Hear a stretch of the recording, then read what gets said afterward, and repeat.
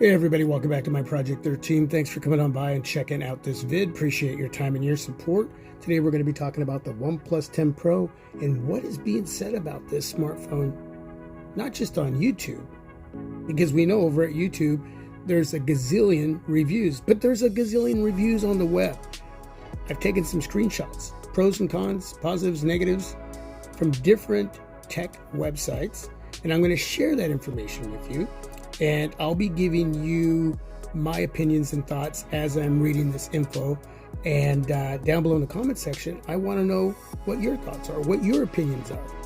I want to know from those of you that have this smartphone, what's your experience been like? And then I want to hear from those of you that are still wondering whether you should buy the OnePlus 10 Pro or skip it. Are you reading those reviews? Are you watching those reviews? Your favorite YouTubers? What are you getting from all of this information? What's keeping you back from picking up this smartphone? In my opinion, the OnePlus 10 Pro is the most well-rounded smartphone to date. Now, nostalgic-wise, the OnePlus 7 Pro is my favorite. But this guy right here, it's amazing. Are there compromises? Sure. But is it still worth it? Yes. That's based off my opinion. Now, I know a lot of you have decided to pull back from OnePlus due to the fact that those good old days are gone. Never settle, flagship killer. But did you really think that it was always going to be like that? Times change, man. We change. OnePlus came in with a punch, man. They had fire. They wanted to make their mark, and they did. But now we're in a different day. They're going about this whole game in a whole different way, and it's just something that we're going to have to start to roll with. Well, you don't have to. It's a choice. But I'm going to go with it. I like what they're doing. I like what they did with the OnePlus 10 Pro. So anyway, let's get started. All right, we're going to start with a screenshot from GSM Arena. I'm not going to go word for word. I'm going to try to get through this information as quick as possible. GSM Arena has a lot going on here. So let's start off with the distinctive design and premium finish. Yes, this is a gorgeous looking phone. Solid in my opinion. I'm not going to do anything to test the durability of this smartphone. In other words, I'm not going to throw it in my back pocket without a case and slam my butt down in a hard chair to find out how durable it is. Jerry-rig everything. He did a durability test on this device. Yes, it did break right in here. It did bend. But a lot of us aren't going to be doing that to our smartphones to test out how durable they are. Either way, I use a case that adds that extra protection that I need for any smartphone that I bring in. So, but yeah, in design, it's a gorgeous, gorgeous design. Sexy, bold. My favorite design is the Google Pixel 6 Pro. Number 2 would be the OnePlus 10 Pro. Both those skins from Soapy Guard. Huge shout out to them. My third favorite design right now is the Samsung Galaxy S22 Ultra. The waveform white skin here is from Extreme Skins. Huge shout out to them as well. So yeah, number 2 right here. Great looking phone. Love it. 120 hertz refresh rate. Thumbs up to that. Smooth, silky smooth. Loving it.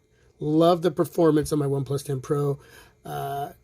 Yes, great color accuracy. I agree. Competitive battery life, 5,000 milliamp battery, and you get a wall charger in the box. 65 watt wall charger. It's not the 80 watt that you get internationally, but so what, man? 65 watts. I'm not even using it. I'm using my OnePlus 7 Pro wall charger, and it still is speedy fast. Excellent sustained performance in thermals. Yes, when shooting video in 4K, and I've done a lot of that during the reviewing process, and this smartphone barely gets warm. Excellent thermals. Reliable, good performance from the primary camera. Agreed. As far as the cons, no formal IP rating outside of the US. The unlocked variant that I have does not have an IP rating. T-Mobile variant does. Why did OnePlus choose to do that? I don't know. That is confusing. But if you're with T-Mobile and you have the OnePlus 10 Pro, then you have an IP rating. Oxygen OS 12 no longer has that OnePlus fan favorite look and feel. I disagree. I love the software experience on my OnePlus 10 Pro. Ultra wide is not the level of last year's model, which is the OnePlus 9 Pro. And I guess that would be up to how you see that. I'm going to put up a little pic slideshow, OnePlus 9 Pro in comparison to the OnePlus 10 Pro, ultra wide pics, and some random pics. And you can let me know down below in the comment section. Lacks autofocus, which I think autofocus should be there. Macro, not that big of a deal to me. Most games limited to 60 Hz refresh rate. If you're a gamer, that's very important to you. For me, I'm not a gamer, so not important to me. Front camera, telephoto camera only, offer 1080p video recording. At $900, should have 4K 30 frames per second. 60 frames, better, right? Obviously, something that we selfishly would want to have, but should be at 4K 30 frames per second. So I agree with that. As far as a con, in my opinion, the 10 Pro is in direct competition with the Google Pixel 6 Pro, and you get 4K 30 frames per second on the front camera when shooting videos. So totally agree here. 80-watt charger shipped globally is not much faster than 65 watts. And so if you live in America like I do, then we get that 65 watt wall charger. Internationally, you get the 80 watt. But you know what? I'm using the OnePlus 7 Pro wall charger right now, and it still charges really, really super fast. So not a deal breaker for me. So let's go over here at screenshot from Digital Trends. The OnePlus 10 Pro's pretty design. Solid, bold design, high specification, decent camera, and fast charging make it worth the money, but it's let down by the software. I disagree. Pros, attractive and well made, interesting camera features. So yeah, I agree with that first one. Second one, a lot of different options to utilize in the more section of your camera app, especially that dual view mode. Great for vlogging.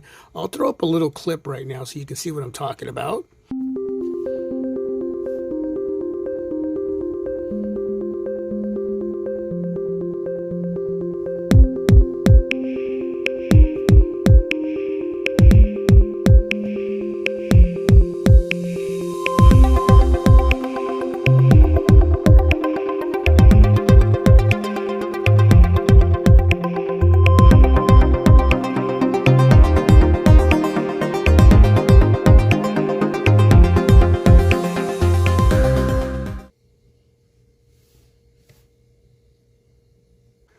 Cons.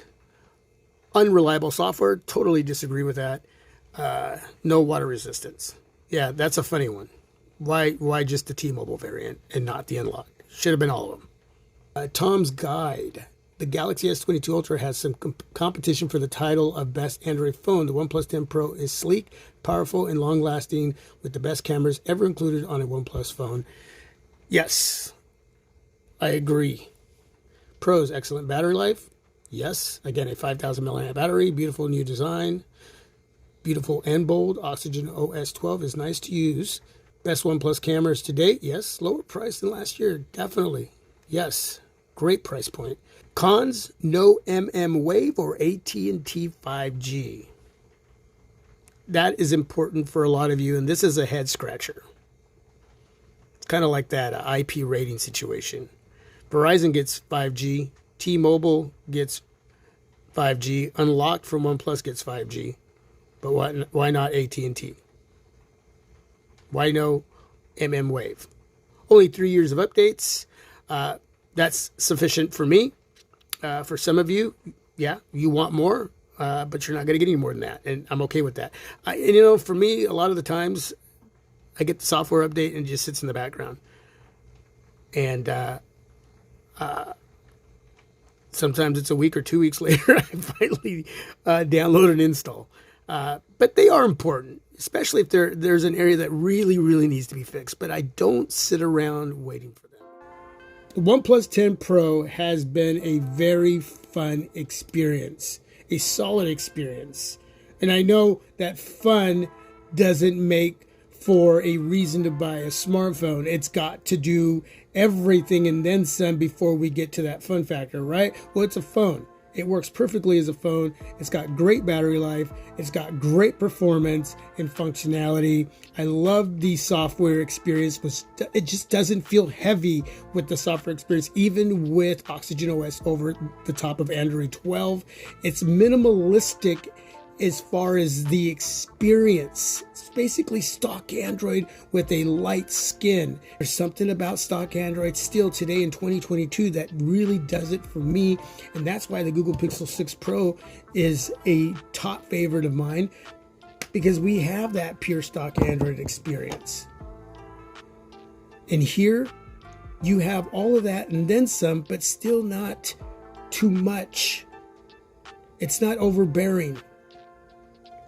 And for those of you that are not having the best experience on your OnePlus 10 Pro, I don't know what to tell you, man. Mine is great.